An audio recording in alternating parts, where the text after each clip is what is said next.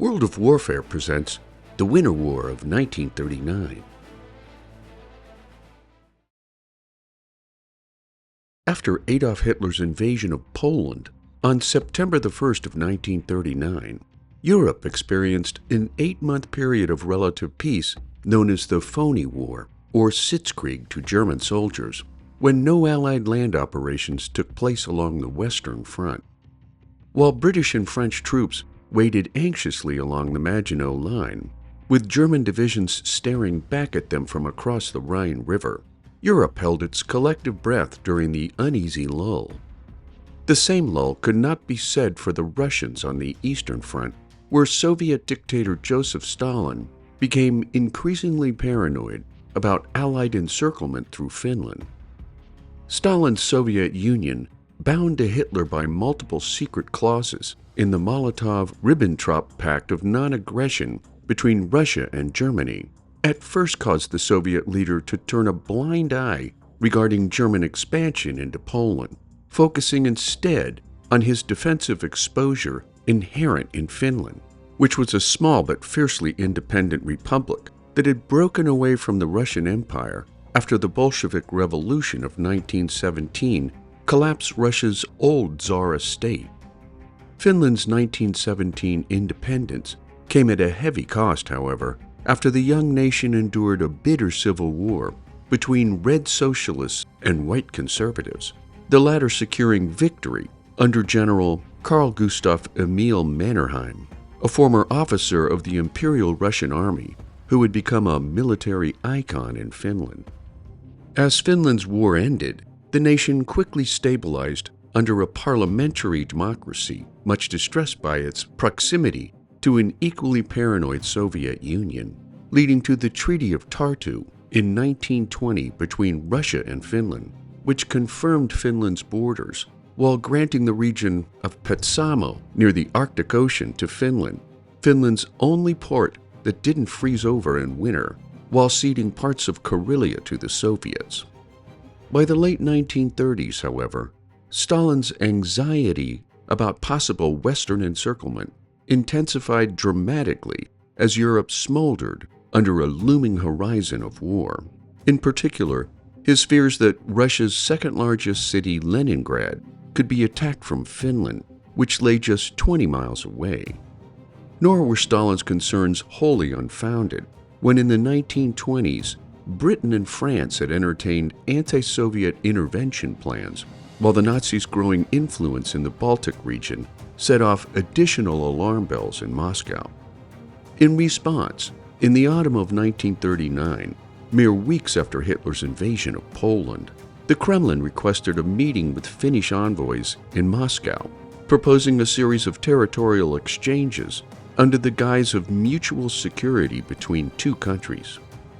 Soviet leaders proposed a 30-mile shift of the Finnish border away from Leningrad, where Finland would cede the Karelian Isthmus, including the fortified city of Viipuri, or present-day Vyborg. The Soviets also asked for the cession of islands in the Gulf of Finland and the Rebachi Peninsula near Petsamo, as well as a lease of the Hanko Peninsula for use as a planned Soviet naval base. In return, the Soviets offered a larger yet sparsely populated region of East Karelia, which was immediately deemed unacceptable by Finnish President Jyrki Kallio and Finnish Foreign Minister Väinö Tainer, deeming Finland's concessions as a sacrifice of vital territory and defensive positions, such as the Mannerheim Line across the Karelian Isthmus, as well as a massive insult and compromise to Finnish national sovereignty. Still scarred by memories of Russian domination, the Finnish public united in resistance, and while negotiations continued intermittently through October and November of 1939, talks eventually collapsed entirely when the Soviets demanded even greater concessions. Frustrated over Finnish obstinacy, Stalin instead decided on war, believing that any campaign against his weaker neighbor would be a swift affair of days rather than weeks, before installing a friendly communist government in Helsinki in what Stalin believed would be a minor punitive expedition. Ordering his forces into motion, At dawn on November 30th, 1939, Soviet bombers struck Helsinki, Viipuri, and other Finnish cities without a formal declaration of war, galvanizing international outrage and Finnish resolve when civilians were killed in the bombings. Simultaneously, nearly 500,000 Soviet ground forces crossed the border along multiple axes, including the Karelian Isthmus toward Viipuri, through central Finland toward Kuopio, and in the Arctic North toward Petsamo. In total, the immense invasion assault saw the deployment of 21 Soviet divisions supported by 1,500 tanks and 1,000 aircraft, while the Finnish army, by contrast, mustered fewer than 300,000 men, most of them reservists, supported by a modest 30 tanks and a small air force of about 100 aircraft. Badly outmatched in every category of men and materiel, what the Finns lacked in numbers and equipment, they made up with training, morale, and the home court advantage of knowing the terrain and climate of each battlefield. Finland's defense hinged on the Mannerheim Line, which was a series of fortifications, bunkers, and anti-tank obstacles transecting the Karelian Isthmus from Lake Ladoga to the Gulf of Finland. Named for Finnish Commander-in-Chief Field Marshal Carl Gustaf Mannerheim, the Mannerheim Line was not a single continuous wall, but a network of fortifications integrated into the landscape. Behind it stood Finland's best troops from the Army of the Isthmus, comprising 6 divisions with smaller mobile forces defending Finland's vast forests and frozen lakes in northern and central Finland. Knowing full well that Finland had no hope of conquering Soviet territory in return for Stalin's aggression, Mannerheim's plan was to outlast the Soviets' invasion through defensive attrition, long enough for a diplomatic intervention leading to a favorable peace. Mannerheim also banked on exploiting Finland's frigid winters, where temperatures routinely plunged to 40 below, something the Finns were better prepared for than their Soviet adversaries. As the Red Army entered the Winter War, every division found itself crippled by Stalin's Great Purge of 1937 to 1938, when thousands of competent commanders had been executed or imprisoned, leading inexperienced replacements to command vast formations of Soviet men. To further Russia's myriad weaknesses, Soviet troops found themselves poorly equipped for Arctic warfare, many lacking winter clothing, white camouflage, and proper ski instruction. Tanks soon bogged down in deep snowdrifts, quickly freezing their engines, while supply lines collapsed under intense logistical strain. By contrast, Finnish soldiers known as the Sisi were adept at guerrilla tactics, allowing them to ski through forests to strike Soviet columns with hit-and-run attacks thanks to their intimate knowledge of the terrain.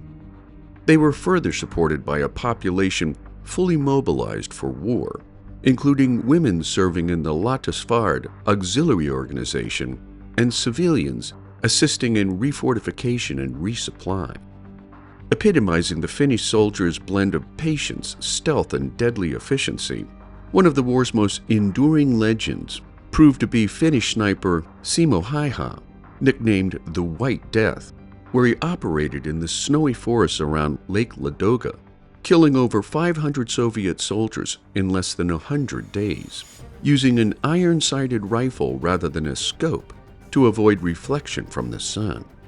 Advancing in long columns through dense forests, Red Army soldiers became easy prey for Häyhä's tactics, along with the Finns' Matti operations, when Finnish units isolated and annihilated Soviet regiments by cutting them into small, encircled groups before mowing them down, while the Finns' use of improvised gasoline bombs known as Molotov cocktails, mockingly named after Soviet Foreign Minister Vyacheslav Molotov, destroyed hundreds of Soviet tanks. In the Arctic North, the Soviet 14th Army attempted to capture the port of Petsamo before advancing toward the Norwegian border. However, blizzard conditions, freezing darkness, and rugged foreign terrain halted their progress, all the while coming under near constant attacks by Matti units, who struck fear and dread in the minds of Soviet fighters. Farther south, in the Suomussalmi region, one of the most dramatic chapters of the war unfolded in December of 1939, when the Soviet 153rd and 44th Divisions attempted to cut Finland in half by advancing along the narrow roads that transected the landscape between lakes and forests. It was there that outnumbered Finnish forces, under the command of Colonel Hjalmar Siilasvuo, encircled the 163rd Division in Suomussalmi, annihilating 2 Soviet divisions after weeks of fierce fighting that ruptured Russian supply lines. Russian casualties of around 27,000 men soon became a lasting symbol of Finnish resistance. Russia's invasion of Finland sent a shockwave of anger, condemnation, and reaction throughout Western democracies, who collectively saw Finland as a gallant underdog defending its freedom against Stalin's totalitarian aggression. In a rare act of collective condemnation, on December 14, 1939, France and Britain expelled the USSR from the League of Nations, amidst a surge in public sympathy in the US and Europe that saw hundreds of volunteers from Sweden, Norway, Hungary, and the United States join forces with the Finnish army, while officially neutral Sweden provided significant material aid, including weapons, aircraft, and financial support. Britain and France went so far as to draw up plans to send a joint expeditionary force into Finland via Norway and Sweden. However, both nations grew suspicious of each other's desire to control Scandinavian resources, such as Sweden's iron ore, ultimately a missed usurpation that could have denied Germany its ability to produce tanks, guns, and other weapons of mechanized warfare. By the start of 1940, Stalin faced public humiliation after the Red Army had been forced into a stalemate by a country of 3.5 million people. Determined to regain Russia's tarnished pride, Stalin replaced his ineffective generals of the first phase with more competent leadership, including Marshal Simeon Timoshenko, who would prove to be one of the most prominent Red Army commanders of the Second World War. By February, Stalin also amassed more than 600,000 Red Army troops along the Karelian Isthmus, supported by 3,000 tanks and 1,500 aircraft. Learning from their predecessors' mistakes, Stalin's new generals injected improved coordination between infantry, armor, artillery, and air support, while introducing better winter clothing and adjusted tactics designed to better penetrate Finnish defenses in a more systematic manner. Achieving full strength by the end of January, on February 1, 1940, the Soviets unleashed a punishing artillery barrage across the Mannerheim Line, while Red Army combat engineers, soldiers, and tanks advanced behind rolling friendly fire barrages. Given its now overwhelming strength, Stalin's Red Army made significant early gains, capturing Suma and other key positions, and while Finnish resistance was fearsome, critical shortages of ammunition, food, and manpower sapped morale under conditions of endless bombardment and mounting casualties that strained their ability to defend the Mannerheim Line. By March of 1940, Finland had suffered some 70,000 casualties, including 25,000 killed in action. In response, Marshal Mannerheim at last concluded that continued resistance by his Finnish army could only lead to total annihilation, and while Mannerheim's intelligence personnel had estimated Soviet casualties to be in excess of 300,000, Mannerheim understood that his own losses were unsustainable for such a small nation as his. Accordingly, after secret negotiations in Moscow, Finland signed the grossly punitive Treaty of Moscow on March the 12th, which ended the Winter War by ceding Viipuri and the entire Karelian Isthmus to the Soviets. Finland also relinquished Petsamo's Ribashi Peninsula and several islands in the Gulf of Finland, while handing the Hanko Peninsula to the Soviets as a naval base on a 30-year lease. In total, the ceded territories represented 11% of Finland's total land area and 30% of its economic assets, including key industrial regions amounting to substantially more land and assets than the Soviets had originally asked for before the war. In terms of human misery, approximately 422,000 Finns, 1/8 of the nation's population, were evacuated from lost territories and resettled within its contracted borders. The 105-day Winter War exacted staggering casualty counts on both sides of the conflict, including Soviet casualties estimated between 321,000 to 381,000, including 126,000 dead or missing, while Finland suffered 25,000 killed in action, 43,000 wounded, and thousands displaced. The conflict's psychological impact for the Soviets was profound, forcing Stalin to recognize the deficiencies of his army, which led to substantial reforms that would bear fruit during later engagements throughout the war.